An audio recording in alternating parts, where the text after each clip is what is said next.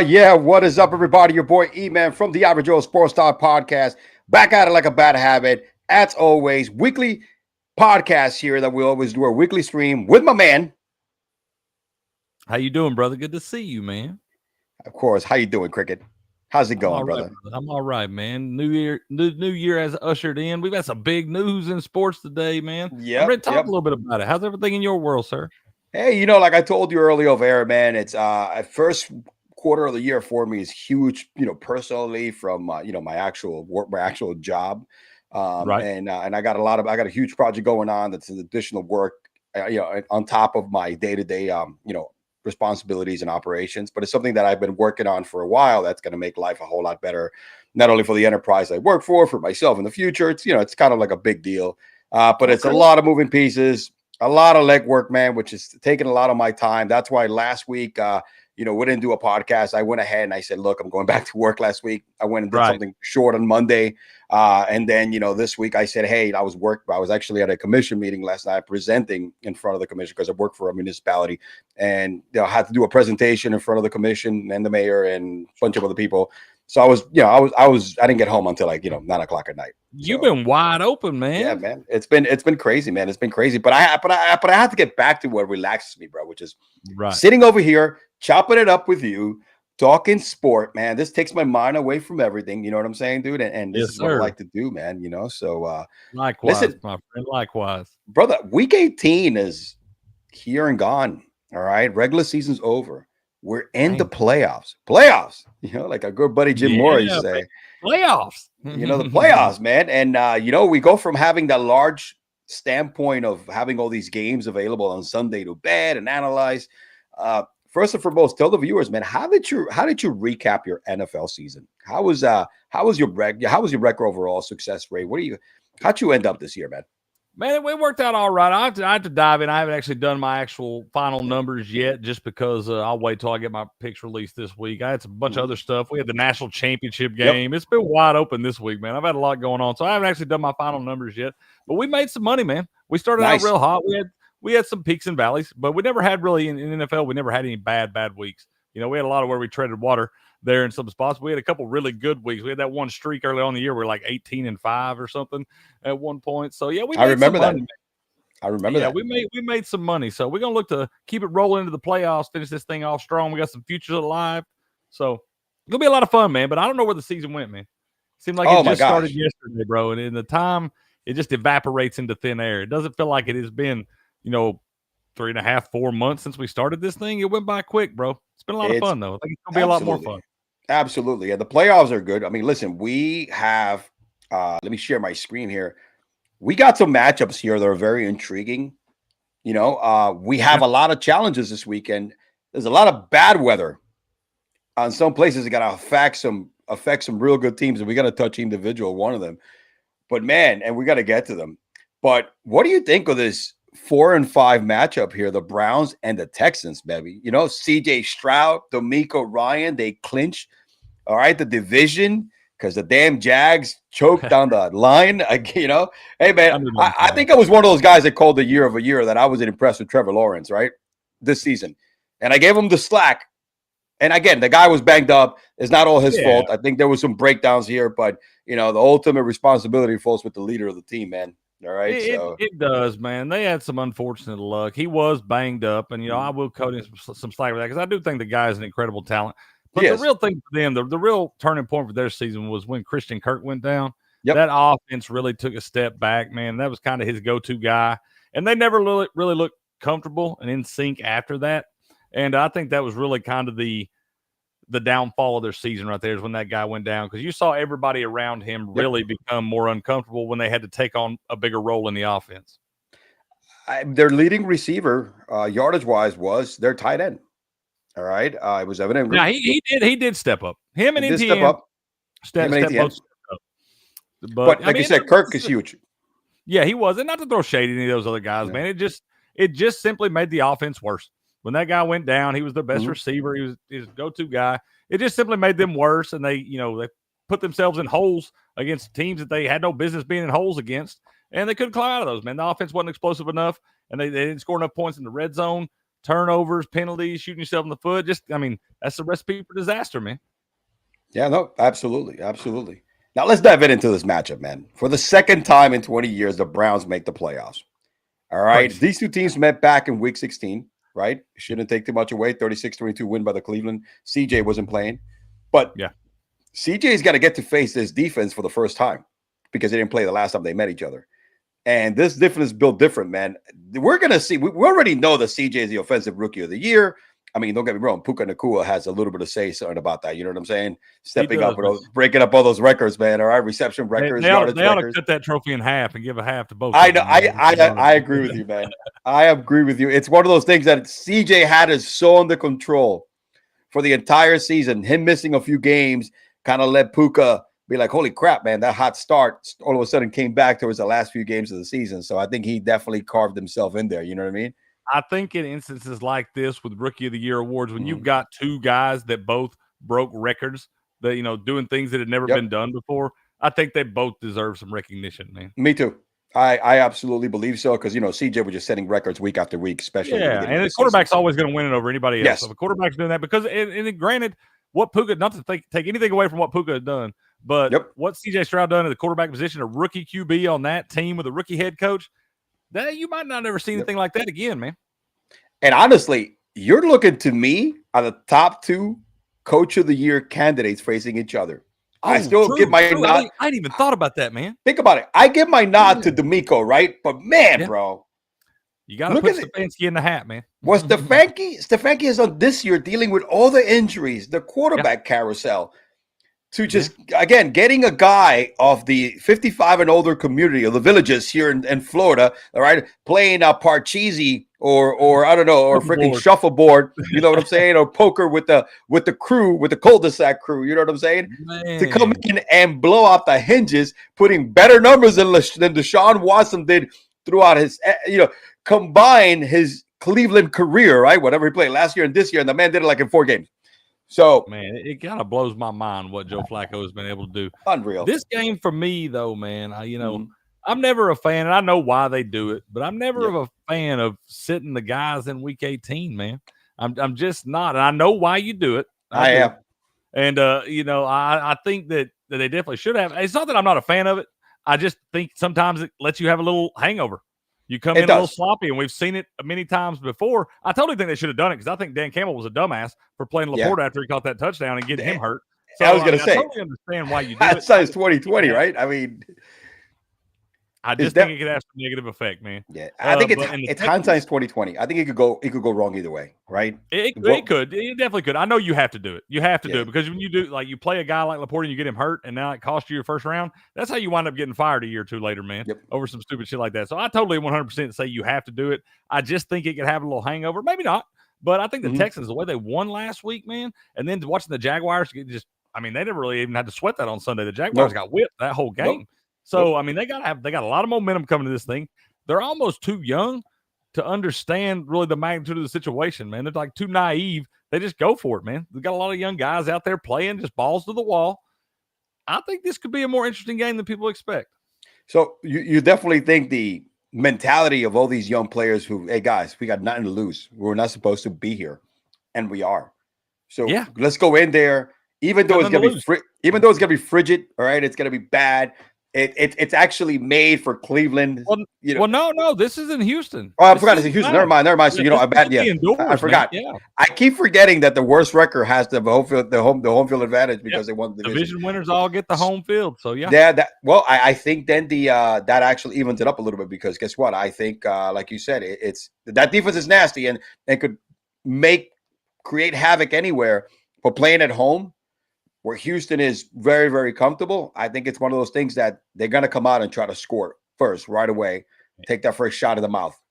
If this game was in Cleveland, outdoors, in the elements and things, I wouldn't think Houston really stood a chance. I think they'd keep it respectable, but I think that defense was really – and that defense has looked so much better at home than it has on the road. Exactly, They went to, like I said, they played in week 16, but we can't put nothing into that game. CJ Stroud wasn't there. That's a different world. But when they went and played Indy earlier in the year, also in a dome, that was a 39-38, and they just escaped. The NFL gave them one on that one because the refs blew that at the end. So you might wind up seeing some more points in this than you expect, even with the Browns' defense being as stout as it is.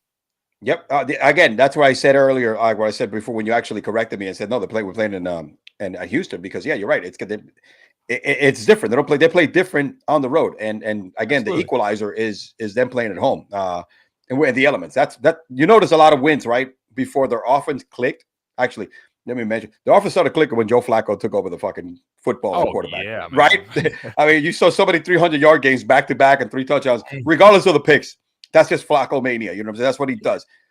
Before that, they were all very sloppy, slow games. Even after Chubb went out, Deshaun Watson, when he played, a few times he played, it would be something that he'll make a throw here and there and the world went on fire. But not like he didn't have great numbers like Flacco. When PJ Walker experiment came in, it was, again, another run the football a bunch of times, make a throw, win by a field goal, create a turnover. But it was always when it was at their field, right? When they were playing at home, especially when they play outdoors, they do better outdoors, like you said, than they do better indoors. And it's so weird. I understand why it affects them the way it does, but it just, to me, when you see such a drop off sometimes from some of these guys, I'm like, the field's the same size, ball's the same size, same guys out there, but and I understand why, but it's just, I think the Browns, that defense is nasty, man. But like I said, I just can't count these Texans out. I can't until they're out, man. I'm not going to count them out because they ain't giving no reason to all year long. Every time they've had their back against the wall, they've risen to the occasion. So I think you and I are going to agree on this one. We're going to just talk about winning. I think the Texans are going to edge this out. I do too, man.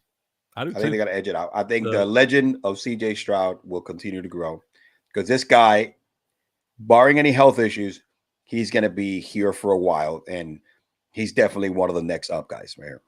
So he is probably maybe the future face of the league at some point, man. That's a tall task. We're giving a lot, but he's earned it so far. But there's still a lot of ifs in that sense. You got to stay healthy. You got to continue to play well. The NFL is going to have tape on you next year. They're going to be able to adjust. You're going to get different looks thrown at you. We got to see that. So, a lot of times this year, a lot of people saw him for the first time and only one time. The more tape that gets put on you, the better. Those defensive coordinators, pretty slick dudes themselves, man. And so you saw it. You've seen it with Patrick Mahomes and all that stuff. You usually see a regression in that second year because of that. Not saying it will happen to him, but it's a possibility. So we can't just put him in Canton just yet. But this guy is going to be there for years to come. And it's a good start. Man, even going back to college, every game I've seen him, a big-time game, whether he's won the game or lost the game, he's always showed up to play. Mm-hmm. No, he's a competitor. You've seen it this year. A lot of close games, games that they still weren't out, and he made it happen. Even after he started getting going at the beginning of the year.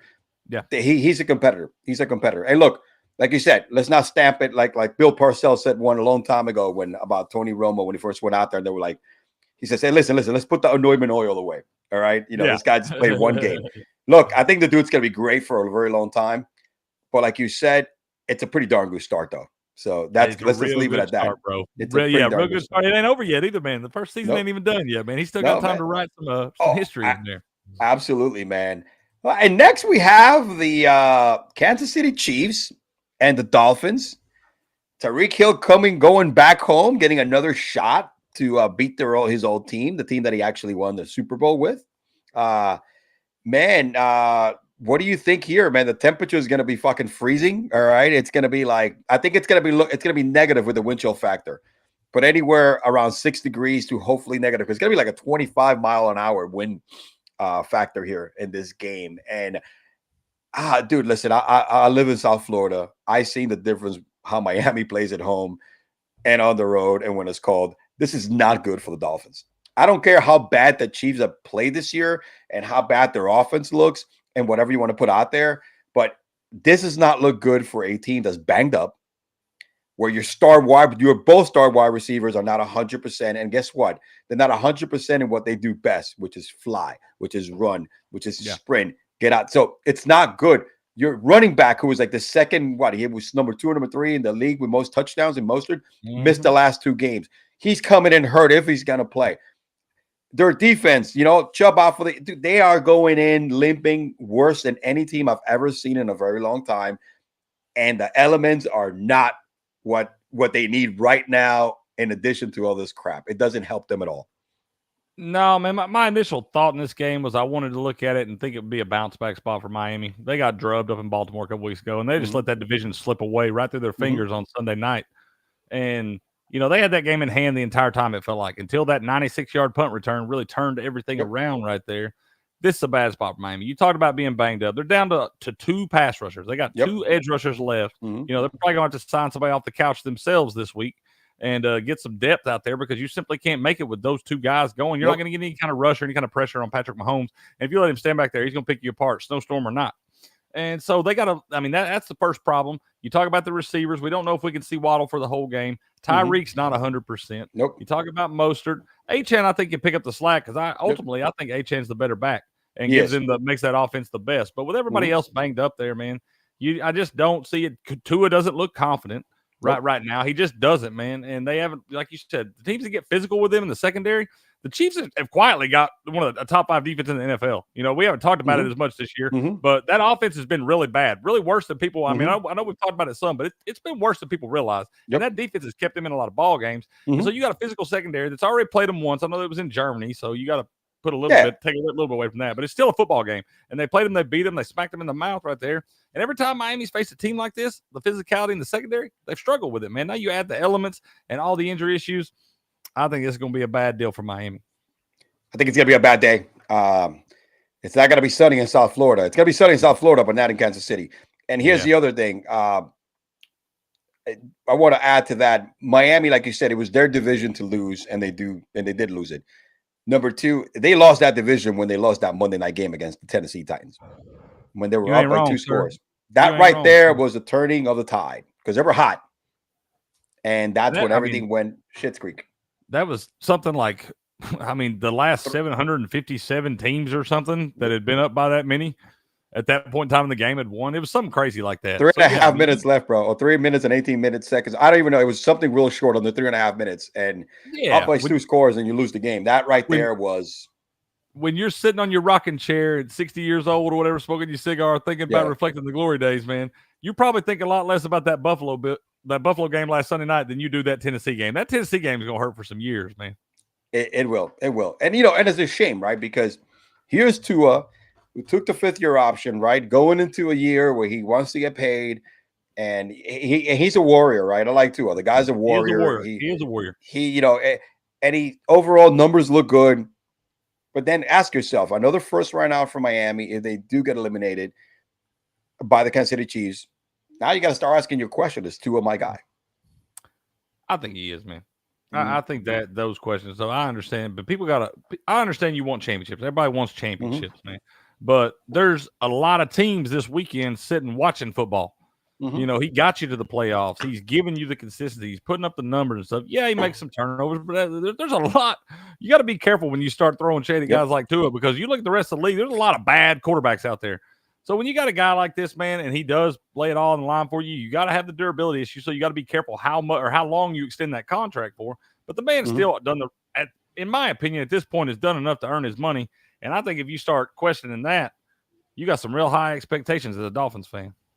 And it's not like they have a lot of draft capital to, move down the draft or trade. They got trouble with all that tampering stuff and all exactly. And remember, you don't be able to piece this thing together with all that going on. Absolutely, man. They've done a lot of remember they gave up a lot for Tyreek Hill, so that there by itself, it's a huge. It's a huge and that's been worth it. It's been worth it. Let's be honest. Tyreek's performed. It ain't like he came down and has missed 60% of games or anything like that. Like he's been out there playing hurt too and earning his money. Like Tyreek has done what he's supposed to do, and he made up for all them. I don't think you could have got the value out of those 3 draft picks or whatever that you got out of Tyreek Hill. Absolutely. Just like I said, it's been one of those things that you started hot, and just like it's the story of Miami, man. Last year, the same thing. Before injury started taking over, right? And people just don't realize how tough the NFL is, man. And season's a marathon, and you got to get lucky. You got to have your bodies in the right shape. It sounds crazy, but you got to rest these guys at the right time and all that stuff. There's a lot that goes into this thing, and you got to get a little bit lucky too, man, because sometimes injury is just bad luck. Absolutely, man. All right, so I think we both agree Kansas City, I think, takes this one. It might be a low scoring game. Man. I don't know that it's really even going to be all that close, man. Kansas City, and because everybody's been talking about Kansas City too and how bad they are, and those guys been listening to that too. But let's not forget they have gone to 5 straight AFC Championship games. They know how to win in the postseason. They damn sure know how to do it at home. And so I think the Chiefs going to come in this ready to go. I think everybody forgot that Patrick Mahomes is the best quarterback in the NFL. Yeah, right? He's still a dude, man. Yeah, he's still I think he's still the dude, right? Brady, you're right. Brady retired. Lamar might be the dude, man. Hey, look, Lamar. Lamar is doing his thing. There's a lot of good quarterbacks this year that have done better than Mahomes. But remember, dude, Mahomes is the guy. After Brady left, Mahomes has a couple of Super Bowls, been there 3 times. Like you said, 5 straight AFC champion. Look, he is resume-wise, he's the closest to Brady right now at this stage of his career. Last time I checked, they still the defending Super Bowl champs. Until they ain't, man, you got to beat them till they ain't. Absolutely, baby. Until you don't got that strap in your waist and you take it away from them, you can't take that away from them. And you gotta give it to the dude right now. All right? That's right. And Lamar, we forget about that. They still have. We've seen Lamar perform well in the regular season so many times, man. You got to do it when it counts now, big dog. I'm not saying you can't. I hope you do. I really do. Dude, but Lamar put 2 of the clutchest games, all right, against the Niners, and then annihilated freaking the Dolphins. I mean, and this is what I love about Lamar this year, right? I tell people his numbers are not better than when he won the overall numbers and when he won the MVP. However, he's not been asked to do that much, all right, because he finally has a freaking team around him, right? Because and that's how you win Super Bowls, when you put the players around your stud quarterback and only ask him to step up when you actually need it. When everybody's, listen, Lamar, we're getting fucked over here. Now we need you. Instead of stepping up every game because you don't have the support for the guy. That's the season I see Lamar, and that's when you win Super Bowls. I agree, man. I agree. And I like Lamar, man. Me too. I like Lamar. I think a lot of people have always, and I don't know why really, because I've never seen anything to tell me this, but, a lot of people question his leadership and all that stuff and his commitment to the team. I don't, man. I love that guy. And I love the way he's team first. And his interviews after the game are some of my favorite things to watch, man. I love that guy. And I think he is a gamer. And I hope he gets it done in the playoffs, man. I hope he just gets one of the big game. I hope he at least gets to the AFC Championship game, because I want to see him on that stage. We'll be talking about that next week. You know what I'm saying? When they actually when they get to play. Now let's hang out and watch this weekend too. That's true. That's true. Sunday, we got the Steelers against the AFC Division champs. I can't believe the Bills pulled this off. I mean, come on, bro. Talk about ballsy, bro. They were 6-6. All right, peaks and valleys, bro. It's week 12, man. For Buffalo. It is an up and down season, and look, you could say whatever you want to say about Josh Allen, right? The 16 picks, but this fucking guy almost had 40 total touchdowns. He put this whole team on his back all season long, right? You look at Diggs' numbers; they're not great. Thank goodness, and you and I kept saying this every year. Let James cook. When they finally realized and get this guy the ball and the attempts as much as they could and put him in positions, this team started rolling, right? Defense got healthier, right? And just things started clicking. They were winning some ugly games that they did not win at the beginning of the season. Remember that, right? He toned it down with the turnovers as well, right? If you look at Josh Allen's turnovers in that 5-game winning streak was way less than what he had at the beginning of the season. I don't have the numbers in front of me, but that was a huge factor. So they came together. I think it was one of those things, and he's a leader. This guy's another great quarterback in the league. And dude, that you got to give this guy a props. I mean, he's not going to win the MVP, but put him in the top 5 because he did enough for his team to get it. He did everything to get here, and he has some numbers. The numbers are not bad either. I mean, he's as valuable to his team as any of those other guys we just talked about are. Yep. If that guy goes down, this team doesn't stand a prayer. Doesn't stand a chance. Doesn't have a prayer. And especially this season. And it's so impressive to me what he's done too, man. Because Gabe Davis went out of that game the other night, one of his big dogs. Dawson Knox, who's been his tight end for the last couple of years, has been banged up. Somebody had to break in a rookie tight end, Dalton Kincaid, who is a freak and going to be a great tight end in this league for years to come. But you've had guys like Khalil Shakir step up, Devin Hardy have stepped up. You really see Matt Milano get injured on the defensive side of the ball. Tre'Davious White going down. They've dealt with a lot this year, man, and a lot with the media throwing in their face because we've expected them to win the Super Bowl for a couple of years now. Everybody's saying their windows closing and all this. So they've been a very resilient bunch. And I've been impressed by that, man. And I think they're used to that at this point. And that's the type of thing in the playoffs that could really get you to the next level because you know what it's like to deal with the bullshit. Check this out. Buffalo is 7-1 at home this season. All right. Josh Allen has faced the Steelers 4 times. He's 3-1 against them. It's going to be sub-freezing at Buffalo. Again, another game that's going to be ugly, which actually, the colder the game is, actually the better is for Pittsburgh, because they're used to that shit, right? And their offense is always, they're not going to throw the ball a lot, so they just got to run the hell out of the ball. But I think, like you said, like I was telling earlier, Buffalo can now run the ball as well. Because remember, Josh Allen is getting you another 60, 70 yards every single game. James Cook is getting you over 100 and another 40 or 50 on the ground. So I think it's gonna be one of those nasty ass games, because it's gonna be hard to throw the football. But I think Josh Allen can throw the football a lot better than Mason Rudolph in any situation and in any weather. And TJ Watt's going down. That's huge, killer, man. That's huge. That's huge. That's kind of nail in the coffin. That was probably the only real chance they had, was hopefully to be able to apply some pressure and force Allen into some uncomfortable spots to have some turnovers. If they're not going to be able to get pressure on him, which they still got some dudes out there. I think so. They do. You know, I don't know. Losing a guy like TJ Watt, who's probably the best defensive player in the entire league, when you lose a guy like that, man, that's a killer. And they didn't have a whole lot of a prayer before. I'm glad to see him stick with Mason Rudolph, even though Kenny Pickett's healthy, because I think Mason Rudolph earned that. No. He's played really well. I don't put much stock into that game last week in Baltimore, because you're not playing against starters. On top of that, it was a monsoon. I don't think anybody could have thrown in that. No. So I can't put it. You got the win, man. You got the win when you had to. And that's all that matters to me. And so I think he's earned the right to start, but I don't know. I think they are maybe giving him too many points here, though, man. It's Buffalo minus 10 right now, minus 500 on the money line. You got plus 380 for the Steelers on the money line. I don't think you mess with the money line at all, because I don't think Buffalo loses this game. But 10 points is a lot for an NFL playoff game. I would take a team with a good defense. A team with a good defense and the kind of weather you're playing, I'll take the plus 10, man. I like that plus 10 right now. And you got a low total in this thing at 36, so you're not expecting a whole lot of points. It's hard to cover 10 points if you're not expecting a whole lot of them. Absolutely. Yeah. It's not like that you got the conditions out there and you're going to be slinging the hell out of this ball. And Buffalo's not like Buffalo's not a high scoring team this year either. You know what I mean? So we talk about the turnovers for Allen. He's been prone to do that. You get a defensive tutty or something like that. Yeah. That 10 swells up a whole lot real early. Yep. Yeah. Listen, giving up those kind of touchdowns in a game like this, giving a defensive touchdown, a pick six, a fumble for a score, whatever the case may be, it's kind of like being down by 14 points, because it's so difficult to score, right? So freezing weather. Dude, if it starts raining, it's going to snow. The floor is going to be slippery. Yeah. It's going to be uncomfortable already. And like you said, it could be like a 14-7 game, maybe 19-12, some stupid looking crap like that. And I find it hard, the Steelers are going to get a touchdown, or I don't think they go crazy or nothing, but they've been running the ball really well. Both those running backs have been chunking up yards, averaging big yards per carry. The offensive line has shaped up a bunch. They look totally different than they did the first half of the season. First half of the season, that was their Achilles heel, and I thought it was going to be their demise. But they've really stepped it up and played a lot better, and they're running the football at a pretty good clip right now. So Buffalo's still got to step up and make some plays, but it's not just going to be a walk in the park. I think Buffalo wins it, but 10's a lot. Yep, I'm with you. Buffalo definitely, to me, is going to win it, but I don't think they're going to cover the spread.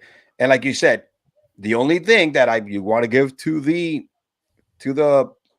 Steelers here, they do have a better running game, because they have 2 running backs combined here that can do it all. And Najee has been been running really angry. He's getting the touchdowns in the red zone. Then you have Warren, who's been getting a lot of the play action and play catching, like he did all season long. It's good, man. I think Jaylen Warren is such a good back. But they really have something going. And I think this game with the weather, they're going to be putting this ball on the ground a lot. It's going to be one of those. It's going to be an ugly game to watch. It's probably going to be one of the ugliest games to watch. So Buffalo doesn't want to let this team hang around. You kind of want to get out and put your foot on their throat, control the tempo, be able to play your style and into your hands. You don't want to let them get the game like the game they want. The punting back and forth, the low score, and the defensive stuff. They want to make you turn that ball over right there, get the short field, because they know they can't sustain drives and do all that, man.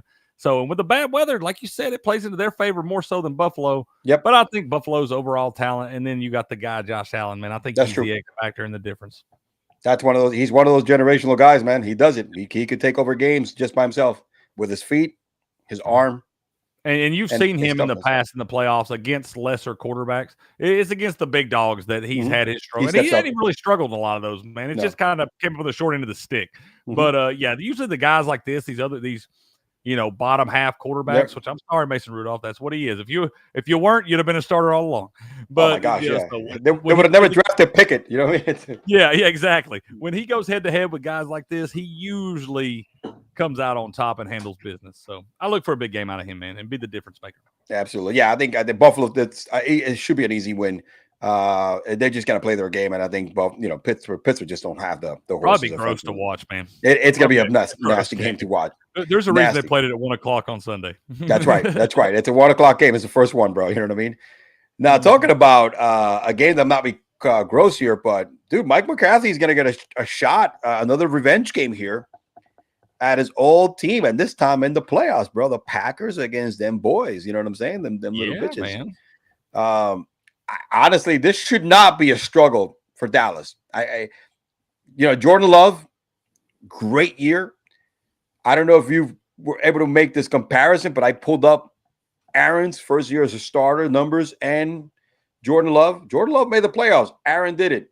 Jordan Love had about 4 or 5 more touchdowns, total touchdowns, rushing and passing than Aaron. Had 2 less interceptions. All right, had about a couple, I think a few hundred more yards passing wise, right?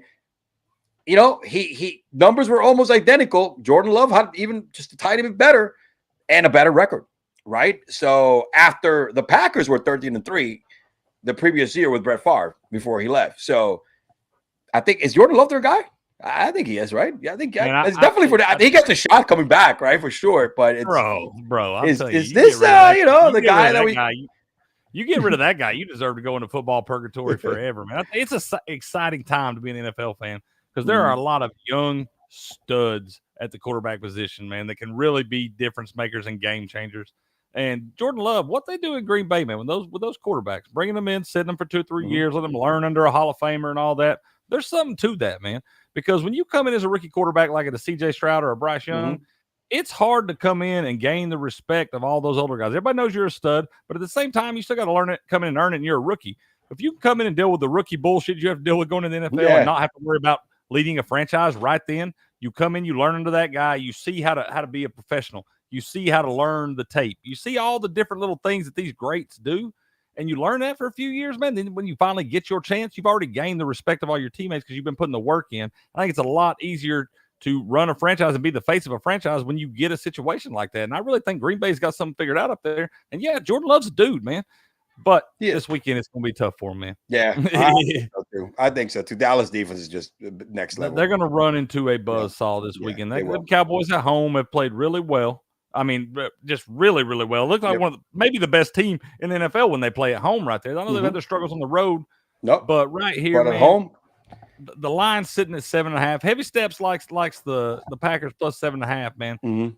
To me, I'm not scared of it. With it staying above that key number of 7 right there, not going down below that. If it went down to plus 6.5, I would give Green Bay some hope right here. But I think with it staying above 7.5, they're trying to make you think you're getting a gift with Green Bay over a touchdown. And it feels to me like the Cowboys are going to come in and do kind of like what they did to the Rams back a few weeks ago. It seems like a few weeks ago. It all runs together. Yeah, what they did it's a while back. It was, sir. And, similar style offenses and things. And I just, I think that if Christian Watson was playing in this game, it'd be a lot different. Different. I don't think that guy's going to be ready to go. Aaron Jones has still had his banged up problems all year long. He's looking more healthy. Look good the last couple of weeks. But A.J. Dillon's banged up too. There's a lot of question marks. And with the youngest roster in the NFL right here, going on the road in the playoffs to a very good football team with a veteran quarterback, a lot of veteran guys, and CeeDee Lamb playing as good a football as anybody. Oh, my gosh. That monster Micah Parsons. It's going to be a bad day for the Packers, I think, man. I don't think that offensive line is going to hold the front line of the Cowboys. It's not going to be an all game thing. I think Micah Parsons and everybody else are going to run wild, man. They're going to make it's going to be a tough day for Jordan Love as well. All right, and that Packers offense. But don't give up on him yet, y'all. Just because the man don't win his first spot here, but I'm telling you that guy is a dude. If y'all want to get rid of him, I know we take him down in Tampa, man. All I know is that you look at this gentleman, right? And because the season he started out really good the first 3 games, then tailed off, but then brought it back. But when you look at those numbers, I mean, you compare those numbers to his predecessor. I mean, so far, if you want to go based on trends, you got to have a guy that's going to win you a Super Bowl and, be a Pro Bowl quarterback for the next, 12, 15, 14 years in Green Bay. I think that's the kind of guy he is, man. I do. And what I've seen out of him in his first year, and he's played really, really well. He's made some rookie type mistakes. I mean, let's call it what it is. It's rookie season. You have to, bro. He's a rookie. That's part of it, man. The NFL is very hard, especially from playing the quarterback position right there. Those dudes are basically doctors of football. So absolutely. To see what he's done this year and play as well as he have, I've got a lot of bright hope for Jordan Love, man. Talking about brightness, man. You mentioned CeeDee Lamb. Quietly, all right, where everybody was looking at Tyreek Hill, but he was looking at Mike Evans, everybody was looking at Puka. This guy put himself 135 reception year. I think he had the league. I think he wasn't first. He led the league in receptions. He ended up winding up 17 plus 100 yards. He ended up leading the league in receptions, tied for first with 12 touchdowns. So this dude right here is like putting triple, wide receiver triple crown numbers like Cooper Kupp did a couple of years ago. Quietly, nobody ever had this guy. Everybody knows that CeeDee Lamb is a nasty. He's stud, bro. He's one of the best running, wide receivers, but he doesn't get that. He doesn't get that love. He doesn't get that Jefferson love, Devontae Adams loves. You know that, right? You're right, man. It seems that way. He doesn't get that love, but he puts these numbers and they go unnoticed. It is kind of weird, isn't it? Right. Even myself, man. I kind of didn't realize how good a season. I knew the guy's a freak, and I know I feel like every time I turn the Cowboys game on, he's scoring a touchdown. But it was like I just didn't really. You didn't seem like he was in the conversation with all those big dogs, and hell, he's the best of all of them. Yeah, he ended up leading everything. I mean, it's funny because we was peak on Wake and Rake, and every time we got to CeeDee Lamb, just pick the over on the receiving yards because it was always like 86 or 90, right? He would go over. You made a bunch of money if you was doing that. Absolutely, man. But yeah, man. I mean, again, the guy doesn't get the respect I think that he deserves, and is year after year, man. And this year puts his best year together, and it's kind of like a quiet thing. It's like, hey, look what he did, but he's not up there, man. That would have been Justin Jefferson and Devontae Adams a couple of years ago. Tyreek Hill. Everybody was making a big fuss out of this, like everybody did for Cooper Kupp. So it's like, it seems so odd with a Cowboys player. You would think they would be the one that would just be burst into the spotlight there. Absolutely. But I think the Cowboys have kind of wanted to take a different narrative. I think they kind of like being a little under the radar and expected to screw up. You had that time forever. Like, when are they going to be back? When are they going to be back? And now you just expect them to blow it. And I think they kind of like that underdog type role, man. Not as much pressure on you then. But if everybody's expecting you to lose, you don't have all that pressure, the weight of the world on your shoulders right there. They just got to get to go out and do the thing. I think this year, for the first time ever, nobody's dumping on fire the narrative that you got to choke in the first round. Because I'm not. Because of last year. I'm not buying that. I don't think this is the same type Cowboys team. I don't think this is one of those. Man. I think this team, when they do lose, I don't think it's going to be in that disappointing, embarrassing fashion. If they do lose, if they don't win the Super Bowl, they're going to lose in heartbreaking fashion. Yep, I think so too. But this is the first year that last year I gave him a shot. They were going to beat the Bucs, but I kept saying it's Tom Brady. He's not going to go. He's not going to go out like that, and But yeah, no, I honestly think so. I think they. I'm not giving it to them this year. I don't think it's going to be one of those disappointing first round outs. So Cowboys for sure on this one. I think they're going to handle business pretty easily here. I don't think it's going to be a challenge. I don't think so. I will say this. I know we'll get to it in just a minute, but I am much happier as a Bucs fan to see the Philadelphia Eagles coming to town than I would be if the Dallas Cowboys were coming to town. We're going to get to it, but absolutely, bro. We got to get to that because there's a lot of things that we're gonna point out there because you got like the tale of two freaking teams here, man. Cinderella story and a team that melted the F down like no other in the history of the NFL. Yeah. Still in the process of melting down, I think. Yeah, it's not over yet. It's not over yet, man. that damn water is boiling over and is like hitting the kitchen floor right now. You know what I mean, bro? That's how bad it's melting. But let me tell you something. What's going to be a meltdown? This Rams and Lions game, dude. There's something about the Rams that scare the hell out of me if I'm the Detroit Lions. All right, I know Detroit had a great year. Everybody's riding hot on Campbell. Sam Laporta getting hurt is huge. I don't care what you're hearing that, he might play, blah, blah, bullshit. He ain't going to play, dude. All right, this guy. He got carted off. Yeah, exactly. I mean, did you see that injury? I mean, the thing just bent it the other way. Will texted me. We'd already talked about how we thought they were fools for playing him anyway. And he texted me as soon as it happened. And I was like, you got to be kidding me. I thought it was like, when they said carted off, I just assumed it was torn ACL. Usually you get carted off, it's, hey, see you in a year. So first home playoff game in 30 years. All right. But you got Matthew Stafford coming back. He's playing actually really good. This Rams team is what, like 4-1 in the last 5 or 5-6, something like 5 out of 6. You have Puka, Cooper, you have Kyron Williams. I mean, you got Aaron Donald. Everybody's healthy at the same time with a veteran quarterback that's been there before. You know what I get, and I said this before 3 games ago when we're doing our weekly recap. It's giving me Eli Manning Giant vibes when we made the playoffs, right? Same thing. Yeah. You were teeter-tottering all year long, and then you win like 4 out of the last 5, and you go in with that mentality where your defense is healthy, is good enough, and then you got a veteran quarterback that can make the throws, and he has like that wide receivers that can make the catches, and the running game is insane. This team scares the hell out of me, and I think the Lions are, man, I hate, Lions are a nice story. They're a better team. I got something that tells me, I take the Rams, man. Take the Rams because this one's, you've seen this picture before, and it kind of resembles something that may happen this week. And the Lions Cinderella story here is going to come to an end in the first round. I tell you, if the NFL is scripted, they got some great writers. Oh, my gosh. I'll tell you, the underlying themes in a lot of these games this week, and this, in my opinion, is the best one of all of them. Yes, with sir. All the different little innuendos and things. Yes, sir. Here. I wish Sam Laporta was playing in this game. I love that dude. That guy was the top tight end in football this year in his rookie season, and I hate it for him. But he got a lot of football left in front of him. I'm glad it wasn't a bad injury. But I'm with you, dude. This just feels like a spot for me where the Lions just, it kind of started, I know you had some bad luck down in Dallas. Yep. But last week playing for really, it was astronomical odds. The Cowboys and the Eagles were not both losing, and that's what had to happen. And you had to win to move up right there. You just didn't really have anything to gain by that. And I think you're going to see that kind of flow over a little bit in this week, man. And Jared Goff, I like Jared Goff. He's a gamer. There was a long time I didn't, man. I thought he was a bum for a long time. I had to step back on that because I think Jared Goff is a good NFL quarterback. I think Matthew Stafford is a better NFL quarterback. There's a reason he went to the same place Jared Goff was playing and won a Super Bowl. Yep.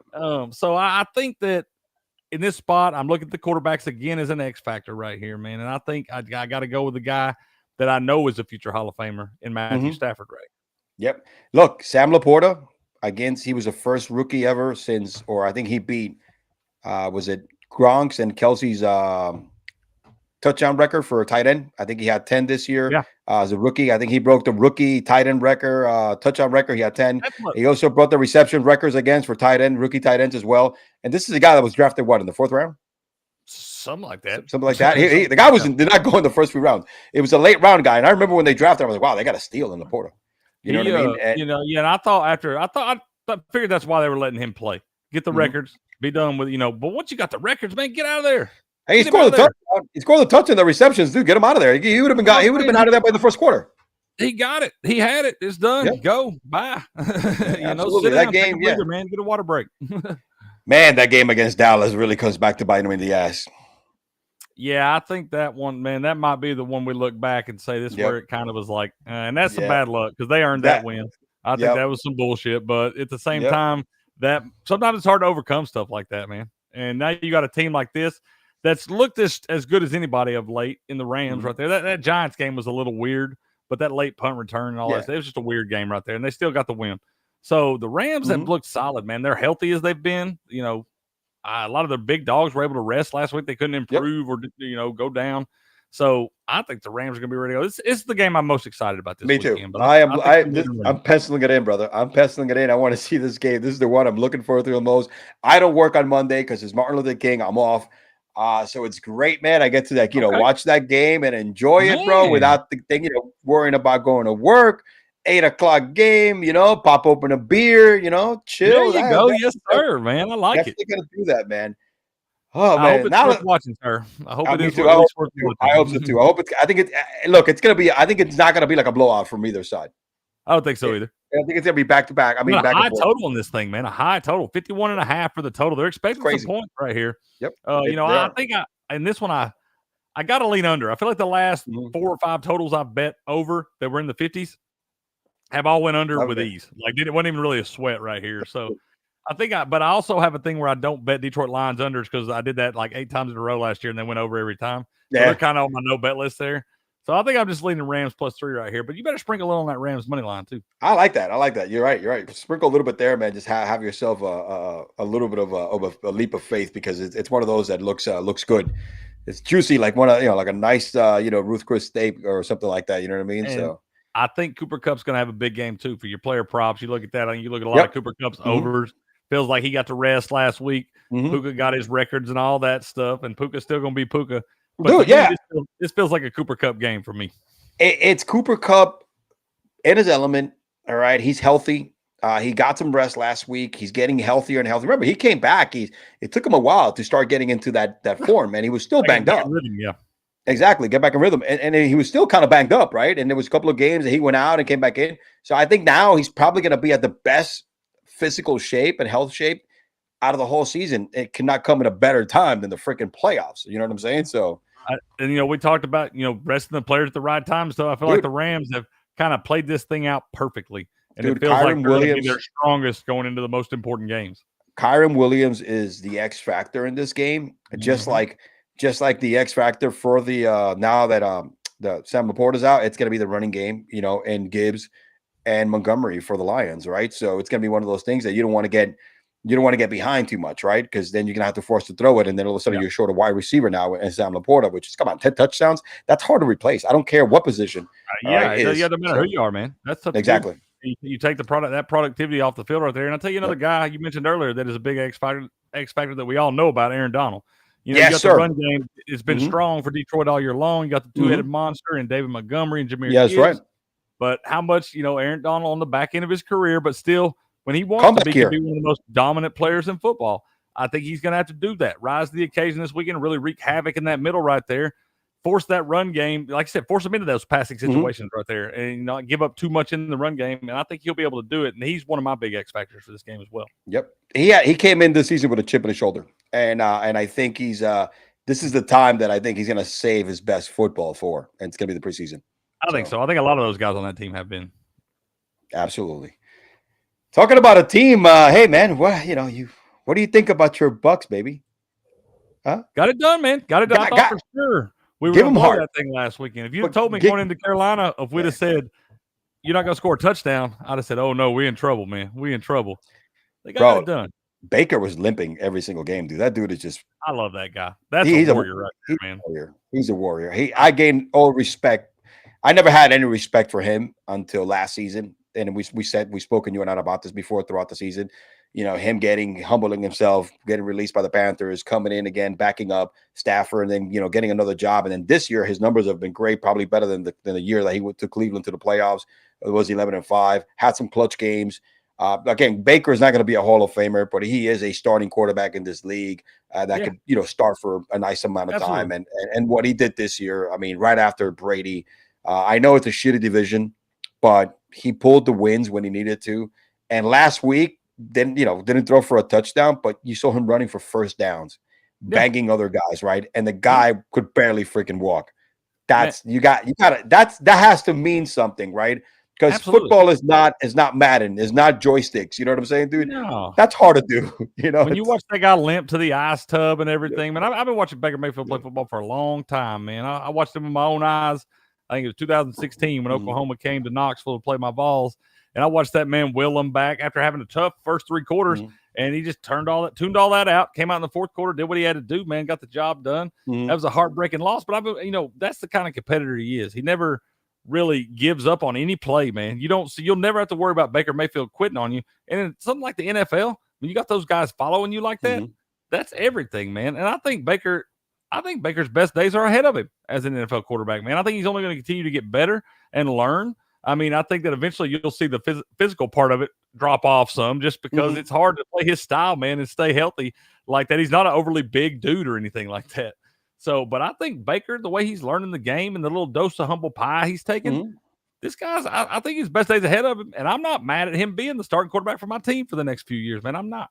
No, look, we mentioned this last week, a couple of weeks ago. I think he's earned himself a Geno Smith type of contract, right? I agree. A couple of years. He's probably going to get more money than Geno because, it's a different market, inflation, bigger cap. So that kind of deal, right? They'll give him 2 years, or 4 years with 2 years guaranteed, which is, in other words, you really only got 2 years, or you could release them. There's something, one of those, Daniel Jones, Daniel Jones kind of contract. You know what I mean, dude? Where I think after next year, you can release his ass. I think you give him 2 years and with a third year option there. Because exactly. I mean, you might wind up after he comes out and lights it up next year. You want to extend that thing again, but again. And I think right now, man, I think he's earned that. I think he's earned his money. He's earned the right to be the guy down there. He shouldn't have to go into the offseason with any questions or none of that stuff. I don't think they're trading up to number 1 or 2 to get one of the big dogs coming out. No, they're not. I think he's earned the right to be the guy and should have the whole offseason knowing he's going to be the guy and be able to prepare that way, because he didn't get to do that this year, man. It was a lot of questions coming in. He didn't know. And there's a lot different mindset that goes into coming into a season, knowing you're the guy or having to be in a battle with somebody. I think he's earned an offseason where he doesn't have to worry about all that. He should just be able to focus on football.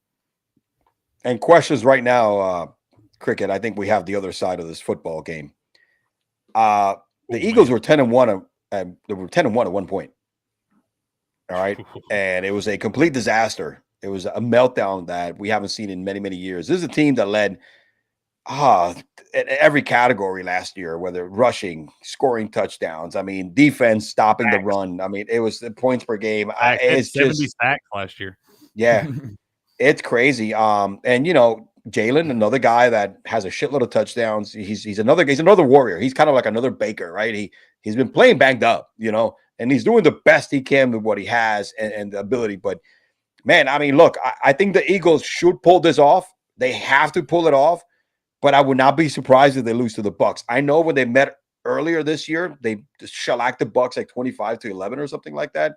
25-11. Yep. Exactly. But it's a different game, right? You got a team on a downslope, a team that's banged up, a team that's not confident. Because when you see that Eagles team last week against the fucking Giants did not look confident from the start of the game. And you saw that from the first time the Giants scored, from Tyrod Taylor out there doing his shit, which, it was 24-0 before you blinked, man. Exactly. Yeah, it was quick. All of a sudden, they were 14-0 in the first quarter. I mean, you were like, what? 21-0. You're like, whoa. I mean, and they never recovered. That Giants team played them real tough on Christmas Day in Philly, man. That's right. So, like, they never recovered. Is just, there's a lot. There's a lot going on in that building, man. A lot under the surface that we ain't seeing right now. I could see that on Nick Sirianni when he's doing that press conference after that game. You can tell he's irritated, fired up, and they're asking him like what kind of people they are and all that stuff. And I know he believes in his guys. He's going to have his guys back. But the way he was saying it didn't give off vibes of confidence for me when I seen it right there. Hey, yo, what the fuck? Yeah, it looked like a man that was scrambling right there, bro, and just kind of trying to find all the answers in all the wrong places. And you got wide receivers upset. You got guy now he's hurt. He's questionable. AJ Brown, your top weapon on offense, right there. Everybody's backed up. Jalen Hurts, the finger thing going on, and I don't care who you are, man. That's going to affect you some. We've seen you saw Justin Herbert earlier in the year. It wasn't in his throwing hand, right? I don't think. Well, I don't know. But even if which one it was. But even if it wasn't a throwing hand, here's a fact that people don't understand. I don't care. You're throwing hand. You're not throwing hand. What do you think these fucking linemen are gonna go after? They got to go after your hand. They got to keep slapping. Justin Herbert played 3 or 4 games with that broken middle finger on his non-throwing hand. It just makes you uncomfortable, man. You got to wrap that thing up. You got to do all this. It just makes you uncomfortable. It takes you out of rhythm, and NFL's hard enough without having to do little things like that. Now you got to go to a team that's got all the confidence, man. They outside of that Saints game a couple weeks ago where we really shit the bed. Outside of that one, they've looked good of late. Went to Green Bay, beat that Packers team as a playoffs team. You know, you had to go up. You didn't look great at Carolina last week, but you did what you had to do to get it done. Got to give a shout out to Antoine Winfield Jr. Man, this guy has made 2 plays in games this year where he is kids at home. That's why you play through the whistle, not to the whistle, through the whistle, man. Through the whistle. You hustle right there because that man had literally saved that game the other day. Because I think it would have been a whole different story if DJ Chark gets in the end zone right there and they go up 7-0. Because hell, we couldn't get in the end zone. We took us 3 field goals right there, and I'm saying that would have been a whole different ball game. So that's a hell of a play by that man. That's twice he's done it this year, and he deserves. So I think that man should be a Pro Bowl nod, man.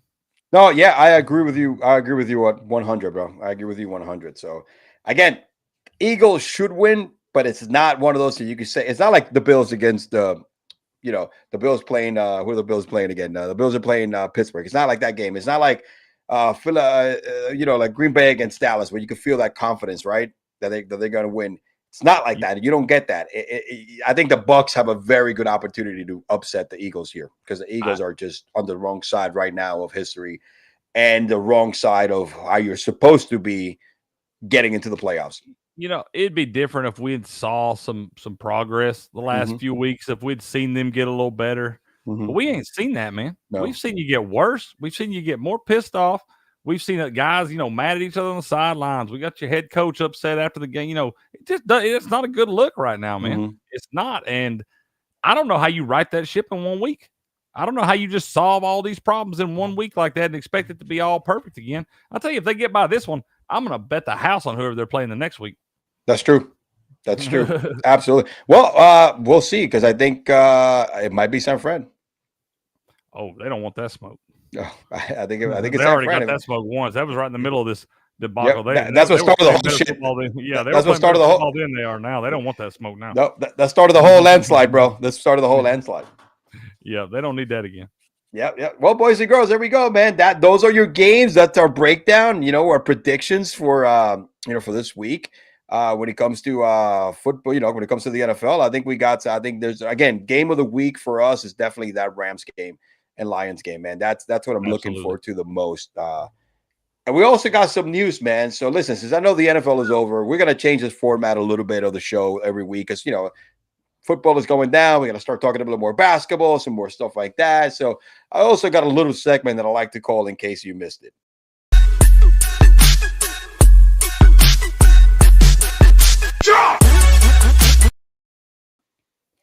Which we kind of hit some of the topics, man, trending in sports, right? And today, nothing trended more than two of the greatest coaches in the NFL, and in football, not the NFL, retiring.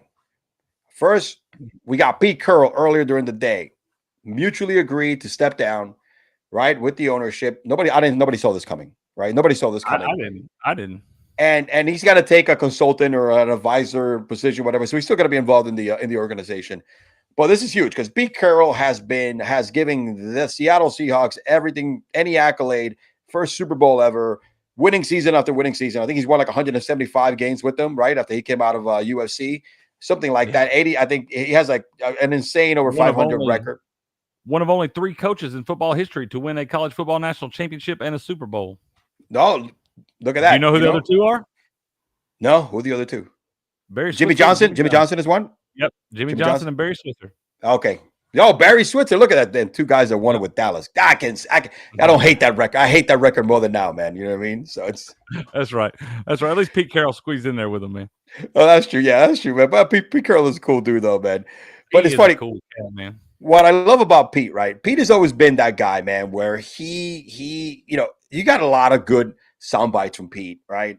He's one of those entertaining coaches. He even said it today. Yeah, he even said it. He's a player's coach. Absolutely. A player's coach. Guy's 70 years old and he doesn't look it and he doesn't act like it either. So running routes and stuff. That's true. Running routes. It's funny. You're right, man. He's running routes and doing whatever the hell he always does.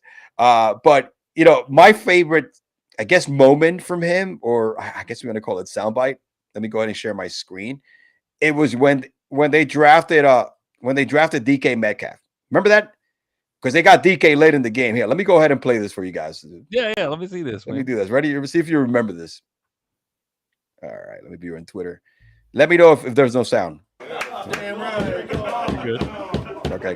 Wow. Remember this? I would take my shirt off, too. I didn't see this, man. How you doing? You all right? You don't have to listen to here, man. Look at Pete.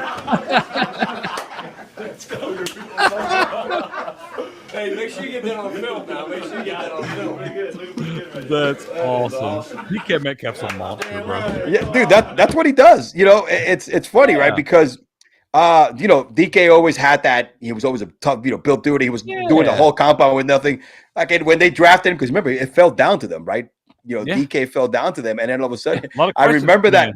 He went into the room and then Pete Carroll take off his shirt. Let's go, baby. Bro. That is. He is that type of coach, man. Right there.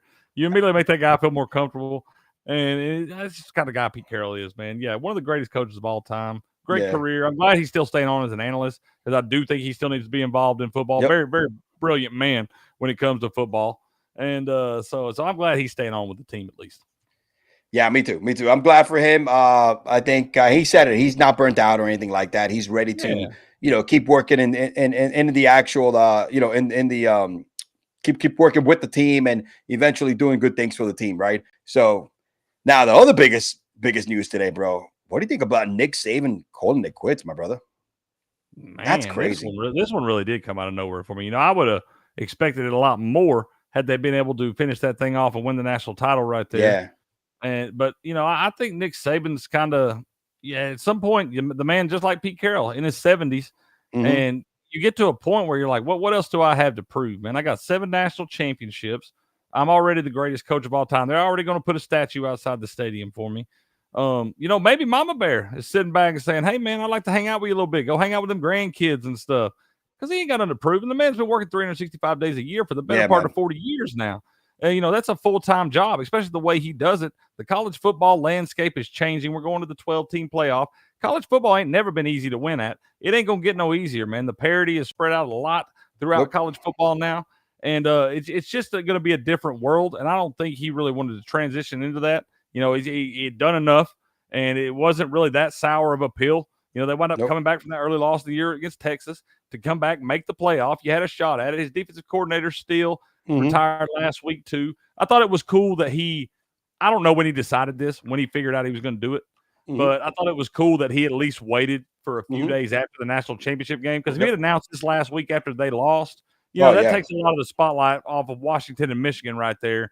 And that's because that would have been the big story of the week. And I think he's smart enough to know not to do that. So I do think it was cool of him to at least wait a little bit. Now, hell, he may have found it. I told you before we came on, he may have been drinking him a glass of scotch with a cigar last night sitting on the back porch. Hey, I've had enough, man. So I don't know, but this guy right here is, in my opinion, I know he had a tough time in the NFL, but this is the greatest college football coach of all time, man.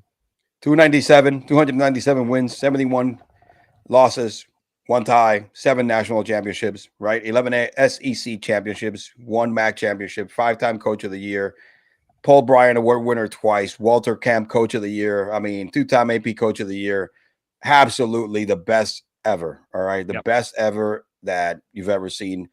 There's enough said. You cannot, the numbers don't speak for itself. The guy is definitely one of those, militant individuals, old school, that you're never going to see him again. So yeah, man, you gotta, I just love all the damn memes over here, bro. Look at this.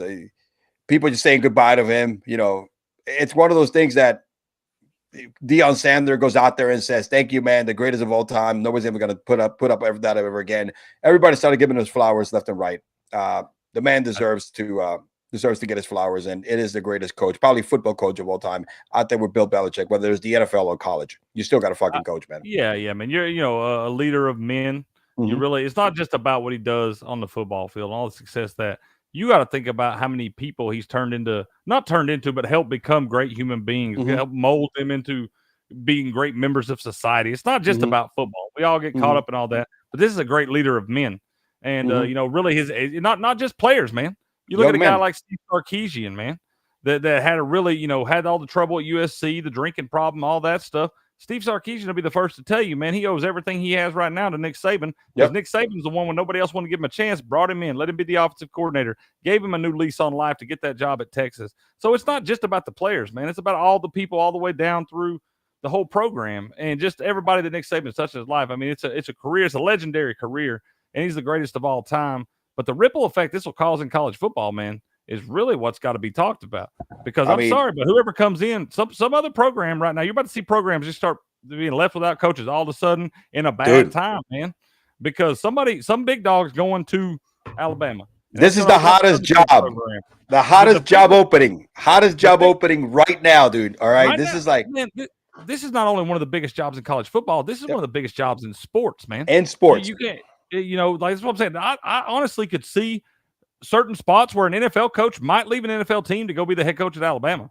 I don't think that's actually going to happen in this spot, but I totally could see that happening, and it wouldn't surprise me that much. And, you're going to look at, I think the favorite right now, they got the odds up, but the favorite right now is Dan Lanning, the head coach at Oregon.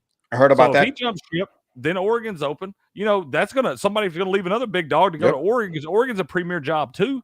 It's about to send a ripple effect through college football that's really, this is just getting started right now, and it's at a bad time because you got the second signing day coming up, spring practice in a couple months. There's a lot going on, man, and there's a lot of schools that are going to have to figure out some things in a hurry.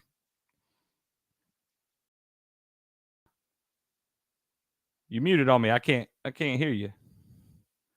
Oh, so I got a new mic, man. So it has the mute button on there. So sometimes I like to adjust, and all you got to do is just swipe it, right? And freaking. I was excited you were just gone all of a sudden. No, I want to say, like I was saying, like you just hit it on the nail. You got signing day, you got transfer day coming up, you got all these deadlines. They gotta get a coach right away, all right, as soon as possible, so he could just take over and like make sure the ship stays afloat. And I wonder, I do wonder when he made this decision. If this is something that he made a month or so ago and just didn't tell nobody, but probably. I'm sure he at least let the president know and the athletic director and stuff. Unless he just made this decision out of the blue last night, that would be rough for Alabama. But if he's at least gave him a heads up, and maybe, I don't know how all that stuff works. If you can talk to people and all the different, I don't know how that stuff works, man. Either way, I feel like it's going to be crunch time, man. And this is not ideal for Alabama by any means. I honestly think that the time was getting near. If you saw him in the sidelines over year, this year especially, it wasn't like he was enjoying himself. He never looked like he was enjoying himself to go because this guy's so methodical. He's never looked like he's enjoying himself ever. Exactly. Like if Eddie's falling down, the 7 times that happened, that's the only time I ever seen the man smile. That's it. The other time he just looked mad. He's so methodical, but I think the guy was. I don't want to use the word miserable. I just mean kind of like lighting a little fire. But I think he was done. I think it was done sometime. I think when he stepped in this season.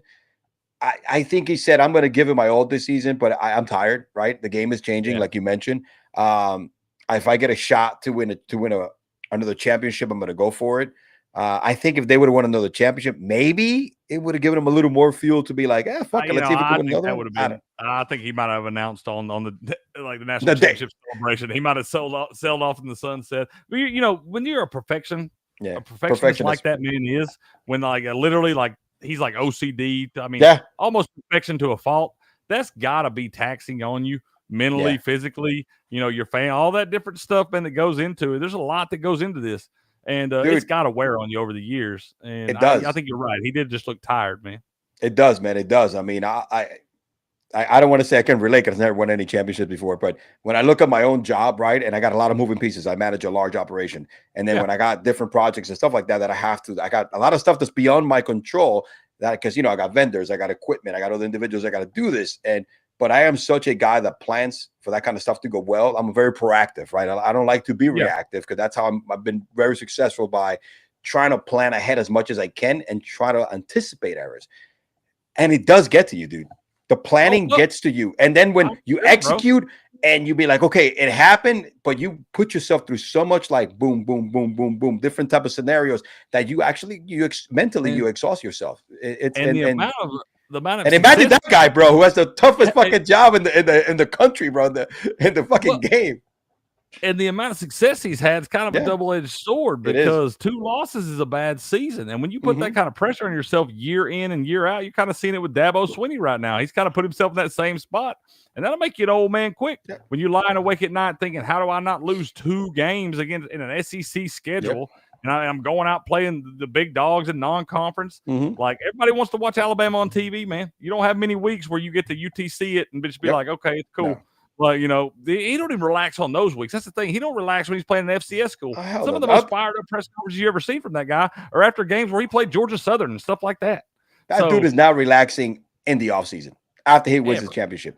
He's not going on his boat. He's not doing any of that shit. You know what I mean? Because he is ready, sharpening it up, thinking, what the hell is he going to do next year to win it again? I can't tell you how many interviews I've seen with him. Like, they're interviewing on the national championship game. They're like, how long are you going to enjoy this one? He's like, well, I got to fly to Texas tomorrow for 4 recruiting visits and stuff. Like, that's the day after. The day after you reach the pinnacle of the sport, everything you work for not only that year, but years before that, everything leading up to that you worked for. Okay, it's cool. I'm going to enjoy it for 5 minutes. I got to get on the plane and fly to go recruit another guy to try to win another one.